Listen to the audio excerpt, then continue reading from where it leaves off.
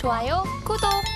일단 이제 부품주 쪽부터 바로 얘기를 네. 좀 드릴게요. 일단 완성차 부분에서 좀 굉장히 좀 싸다라는 부분을 이미 말씀을 많이 드렸는데 사실 이제 자동차 부품주들도 뭐 PER, PBR 상당히 좀 저렴한 상황입니다. 그러다 보니까 저 바닥권에서 사실 1차 시세가 나오고 1차 눌림목이 나온 다음에 다시 좀 반등이 나오고 있는 상황이어서 뭐 충분히 좀 기대를 해보실 수 있고요. 그다음에 자동차 쪽에서 투자를 하실 때 부품주를 투자하실 때 좀 중요한 거는 그 특정 뭐 부분에 많이 쏠리는 건 어쩔 수가 없지만 전기차로 전환이 되더라도 사실 타격을 받지 않는 사업을 하는 게 상당히 중요합니다. 그러니까 화신 같은 경우가 상당히 추천이 많이 나오는 이유가 샤시 같은 경우는 전기차로 바뀌어도 차체는 필요하잖아요. 네. 그러니까 그런 쪽에 대한 수요가 계속적으로 나타날 수밖에 없거든요. 그리고 뭐 그 점유율 자체도 상당히 좀 독보적인 지위를 가지고 있어서 이런 기업들 같은 경우는 상당히 좀 매력적일 수밖에 없다. 그리고 중요한 거는 이러한 좀 대표적으로 움직이는 작은 종목군, 뭐 시총이 작지는 않습니다. 근데 상대적으로 작다고 표현을 할게요.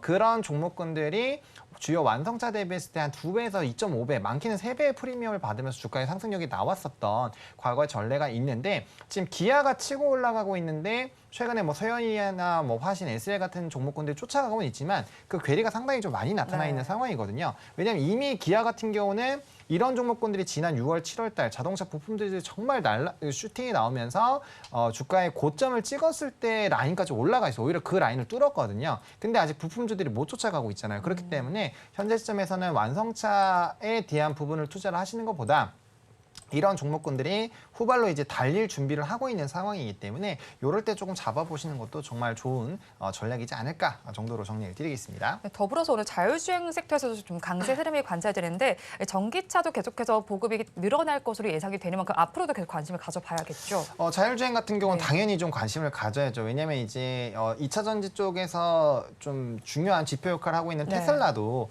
결국에는 이제 자동차 모델에 대한 가격들을 대거 낮추면서 결국엔 소프트웨어 사업을 하려고 준비를 하고 있잖아요. 그래서 데이터들을 굉장히 좀 모아 나가고 있는 상황이고 그게 되려면 결국에 자율주행을 진행을 해야 될 수밖에 없다라는 거죠. 물론 우리가 넘어야 될 산은 상당히 있습니다. 뭐 대표적으로 보험 부분이죠.